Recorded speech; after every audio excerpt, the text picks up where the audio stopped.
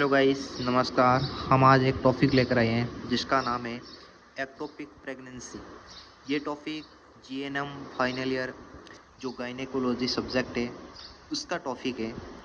तो आज अपन इसमें जानेंगे कि एक्टोपिक प्रेगनेंसी क्या होती है, क्या इसके कारण हैं, क्या इसके मैनेजमेंट है, क्या सर्जिकल मैनेजमेंट है, क्या नर्सिंग मैनेजमेंट है। ये आज अपन डिटेल से जानेंगे, जो बहुत ही इम्पोर्टेंट टॉपिक है और ये हर नर्सिंग एग्ज़ाम के अंदर पूछा जाता है और कंपटीशन के अंदर भी यहाँ से क्वेश्चन बहुत सारे आते हैं। तो उससे पहले मैं आपको बता दूं, आप यदि हमारे वीडियो को पहली बार देख रहे हैं तो वीडियो को लाइक करें, शेयर करें और हमारी चैनल को सब्सक्राइब ज़रूर करें ताकि हर वीडियो का नोटिफिकेशन है जो आपको मिलता रहे और आपके लिए हम वीडियो है वो नए नए लाते रहेंगे। तो जो एक्टोपिक प्रेगनेंसी है इसको ट्यूबल प्रेगनेंसी भी कहा जाता है। तो इसको ट्यूबल प्रेगनेंसी क्यों कहते हैं, इसका कारण भी हम बताएंगे। तो सबसे पहले मैं आपको सामान्य भाषा में बता दूं कि एक्टोपिक प्रेगनेंसी होती क्या है। सामान्यतः आपने देखा होगा जो प्रेगनेंसी है वो कहाँ पर होती है, मदर के यूट्रस में होती है। उसका फीटस का है जो ग्रोथ होता है, ठीक है। तो इसमें क्या होता है, जो फीटस का ग्रोथ है वो मदर के यूट्रस में न होकर जो यूट्रस के अंदर जो फेलोपियन ट्यूब होती है उस ट्यूब के अंदर जो बच्चे है वो बड़ा होना शुरू हो जाता है। उसकी ग्रोथ है, इम्प्लांटेशन है, वो कहाँ पर हो जाता है, आरोपित बच्चा फेलोपियन ट्यूब में हो जाता है, इसलिए वहाँ पर वो ग्रोथ होनी शुरू हो जाती है। तो ये बहुत ही रिस्की प्रेगनेंसी है, जो समय रहते इनको बंद कर दिया जाता है, प्रेगनेंसी बढ़ने से रोक दिया जाता है डॉक्टर्स के द्वारा। इसको ट्यूबल प्रेगनेंसी क्यों कहते हैं, क्योंकि ये फेलोपियन ट्यूब के अंदर इसका ग्रोथ होना शुरू हो जाता है, इसलिए इसको एक्टोपिक प्रेगनेंसी को ट्यूबल प्रेगनेंसी के नाम से भी जाना जाता है। तो बिना समय गंवाए हम शुरू करते हैं कि एक्टोपिक प्रेगनेंसी क्या है। तो ये एक प्रकार की इम्प्लांटेशन आरोपण का डिसऑर्डर है। किस प्रकार का डिसऑर्डर है, आरोपण इम्प्लांटेशन का डिसऑर्डर है। सामान्य निषेचन जो फर्टिलाइजेशन है वो फेलोपियन ट्यूब के एम्पुला वाले भाग में होता है, जहाँ से जाइगोट गति करते हुए यूटेराइन कैविटी में आ जाता है और वहीं पर इम्प्लांट हो जाता है। क्या होता है कि जो स्पर्म और अंडाणु का मिलन होता है तो वहाँ से फर्टिलाइजेशन कहाँ होता है, फेलोपियन ट्यूब में होता है। फिर वो धीरे धीरे गति करते हुए कहाँ आ जाता है, जाइगोट गति करता है और धीरे धीरे यूटेराइन कैविटी में आ जाता है। तो इसमें वो सामान्य प्रकार की प्रेगनेंसी होती है। और इसमें एक्टोपिक में क्या है, इसके अपन देखें तो एक्टोपिक परिभाषा देखें तो एक्टोपिक प्रेगनेंसी वह अवस्था है जिसमें इम्प्लांटेशन सामान्य जगह न होकर कहाँ होता है, इंट्रा यूटेराइन या एक्स्ट्रा यूटेराइन वाले भाग में होता है, जो हम आपको आगे चित्र के द्वारा समझाएंगे। इसमें ट्यूबल प्रेगनेंसी भी कहते हैं क्योंकि इसमें इम्प्लांटेशन है वो अधिकतर फेलोपियन ट्यूब में होता है। इसको इसलिए ट्यूबल प्रेगनेंसी कहते हैं, जो हमने आपको पहले भी बता दिया है। सर्वाधिक ट्यूबल प्रेगनेंसी वो एम्पुला वाले भाग में होती है।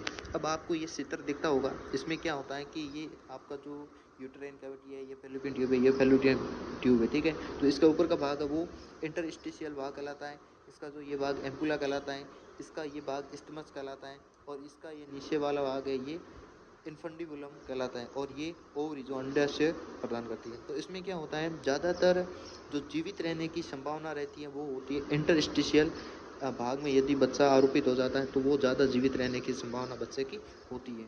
और इससे आगे यदि एम्पुला वाले कई भाग में बच्चा ग्रोथ होनी शुरू हो जाती है, इम्प्लांटेशन होता है, तो यहाँ पर बच्चे की जीवित रहने की संभावना नहीं होती है और बच्चे को तुरंत ही उस प्रेगनेंसी को डॉक्टर्स के द्वारा है वो रोक दी जाती है।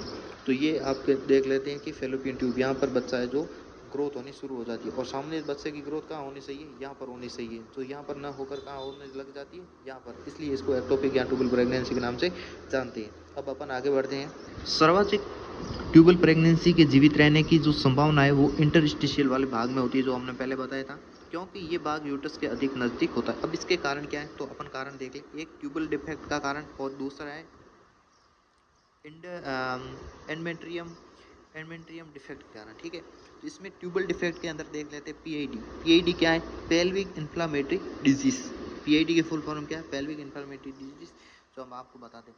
मोस्ट कॉमन कारण ऑफ ट्यूबल प्रेगनेंसी, ट्यूब जो प्रेगनेंसी इसका मोस्ट कारण है पीआईडी, पेल्विक इन्फ्लामेटरी डिजीज। तो मोस्ट कॉमन पीआईडी क्या है, सल्पिंजाइटिस, फेलोपियन ट्यूब में इन्फ्लामेशन होना, ये मोस्ट पीआईडी का कारण है। मोस्ट पीआईडी कारण क्या है, सल्पिंजाइटिस। जो सल्पिंजाइटिस है ये क्या होता है, फेलोपियन ट्यूब होती है उसमें अंदर इन्फ्लामेशन होता है, संक्रमण हो गया है, ठीक है। उसके बाद आता है एंडोमेट्रियसिस। इसके अंदर endometrium layer, inflammation of endometrium, जो एंडोमेट्रियम लेयर होती है उसमें क्या होगा, इन्फ्लामेशन। तो इसमें दोनों में अंतर है। देखो कि एंडोमेट्रियम डिफेक्ट, इसके अंदर एक है एंडोमेट्रियसिस और एक है एंडोमेट्रियोसिस। यहाँ पर ओ आया है, इस दोनों के अंदर नाम दोनों सेम दिख रहे हैं लेकिन इन दोनों के अंदर अंतर है। इसमें क्या अंतर है, इसमें क्या अंतर है, अपन नीचे देखते हैं। देखो एक होता है endometriosis, inflammation of endometrium layer. Endometrium layer की क्या हो गया है, इन्फ्लामेशन, संक्रमण होगा जिसको एंडोमेट्रियसिस कहते हैं। और एक होता है एंडोमेट्रियोसिस, ओ आया है। तो इसमें क्या है, एंडोमेट्रियम लेयर क्या, ओवर ग्रोथ, जो लेयर होती है वो ग्रोथ करने लग जाती है, फालतू की ओवर ग्रोथ होने लग जाती है। इन दोनों के अंदर इतना अंतर है।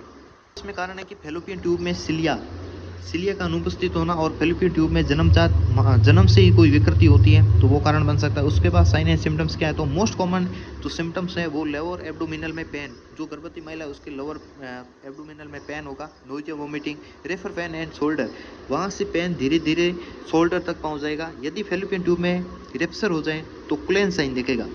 यदि फैलोपियन ट्यूब में बच्चा ग्रोथ हो रहा है और यदि फैलोपियन ट्यूब फट जाती है तो उसमें क्या, कुलेन साइन। अब इसमें आपका एक मन में सवाल आया होगा कि कुलेन साइन क्या है। तो कुलेन साइन क्या है कि peri umbilicus discolouration, peri umbilical discolouration. इसमें क्या होता है कि जो नाभि, आपकी जो अम्बलाइकल है, जो मारवाड़ी में चोटी कहते हैं, उसके चारों ओर का जो कलर है वो बदल जाएगा, वही होगा कुलेन साइन। ये भी इंपॉर्टेंट है, कुलेन साइन क्या है। उसके बाद आगे बात करते हैं डायग्नोसिस। आप इसमें डॉक्टर से वो किस प्रकार से पता लगेगा कि इसमें एक्टोपिक प्रेगनेंसी हो रखी। तो हिस्ट्री ऑफ पेशेंट, पहले सबसे पहले महिला से डिस्कस करना, पेशेंट के लक्षणों को देखना है, अल्ट्रासोनोग्राफी जरूर करनी, यूएससी ये करना है। उसके बाद इसमें सीरम प्रोजेस्टेरॉन लेवल असेसमेंट, यदि इस बीमारी में प्रोजेस्टेरॉन का लेवल है वो 5 mg/ml हो जाता है, जबकि प्रोजेस्टेरॉन का लेवल कितना होता है, 25 mg/ml से 300 mg/ml तक होता है। तो यदि वो डाउन हो जाए, 5 mg/ml हो जाए, तो इसमें आपको पता लगा सकते हैं कि ये एक्टोपिक प्रेगनेंसी। उसके बाद मैनेजमेंट, सबसे पहले अपन बात कर लें कि सर्जिकल मैनेजमेंट। तो ये प्रेगनेंसी है जो एक रिस्क प्रेगनेंसी है जिसको रोकना बहुत ही ज़रूरी है। अब इसमें सर्जिकल से द्वारा डॉक्टर्स किस प्रकार से रोकेंगे वो अपन बात कर लेते हैं। तो सबसे पहले आती है लाइनर सर्जरी। तो इसमें फैलोपियन ट्यूब का कुल भाग रिमूव कर दिया, मतलब पूरी की पूरी जो भाग होता है फैलोपियन ट्यूब उसको पूरा हटा दिया जाता है। उसके बाद आता है रेडिकल सर्जरी। तो इसमें फैलोपियन ट्यूब को पूर्णतः रिमूव कर दिया जाता है। इसमें क्या होता है, फैलोपियन ट्यूब का कुछ भाग जो है उसको रिमूव किया जाता है। रेडिकल में फैलोपियन ट्यूब पूरी बार हटा दिया जाता है, रिमूव कर दिया जाता है। उसके बाद आता है सल्पिंगोटोमी सर्जरी। तो इसमें क्या होता है, इसमें फैलोपियन ट्यूब को ओपन करके उसमें उपस्थित मटेरियल को बाहर, सर्जिकल ट्यूब को खोल दिया जाता है, उसमें जो उपस्थित मटेरियल है उसको बाहर निकाल दिया जाता है। तो ये हो जाएगा सल्पिंगोटोमी सर्जरी। मेडिसिन की बात करें कि कौन सी मेडिसिन है जो प्रेगनेंसी को तुरंत रोक देंगी, तो वो डॉक्टर्स के द्वारा एक मेडिसिन दी जाती है जिसको कहते हैं मिथोट्रेक्सेट। मिथोट्रेक्सेट ये बहुत ही वेरी इंपॉर्टेंट क्वेश्चन है कि एक्टोपिक प्रेगनेंसी को रोकने के लिए कौन सी मेडिसिन का यूज़ किया जाता है। तो वो आता है मिथोट्रेक्सेट मेडिसिन है जो एक्टोपिक प्रेगनेंसी को तुरंत रोक दिया जाता है, जिससे हानि होने से बचाया जाता है प्रेग्नेंट लेडी को। उसके बाद आता है नर्सिंग मैनेजमेंट। क्या है, तो पेशेंट को वाइटल साइन मॉनिटर करना, जैसे उसकी बीपी हो गई, पल्स रेट हो गया, ये सब रेस्पिरेट हो गया, ये सब मॉनिटर करना है। उसके बाद ब्लीडिंग का असेसमेंट करना है, महिला के अंदर कितना ब्लड है, हेमोग्लोबिन असेसमेंट करना है, ये सभी। उसके बाद यदि आवश्यक तो ऑक्सीजन, आईवी फ्लूइड, उस महिला को यदि आवश्यक है तो ऑक्सीजन भी चढ़ाया जाता है और आईवी फ्लूइड चढ़ाया जाता है। और बीटी का मतलब होता है ब्लड ट्रांसफ्यूजन, मतलब ब्लड भी आवश्यकता हो तो चढ़ाया जाता है। उसके बाद आता है प्रोवाइड साइकोलॉजी सपोर्ट, मतलब उसको मनोवैज्ञानिक एक सपोर्ट देना है ताकि वो टेंशन और एंजाइटी में न जाए। उसके बाद प्रॉपर प्रोवाइड रेस्ट, उसको रेस्ट भी प्रोवाइड करनी है और प्रॉपर न्यूट्रिशन भी देना है। तो आपको ये वीडियो अच्छा लगा है और कुछ डाउट रहा है तो आप हमारे वीडियो को जो कमेंट बॉक्स है उसमें कमेंट कर सकते हैं, और वीडियो को लाइक ज़रूर करें, शेयर ज़रूर करें और हमारी चैनल को सब्सक्राइब ज़रूर करें। धन्यवाद।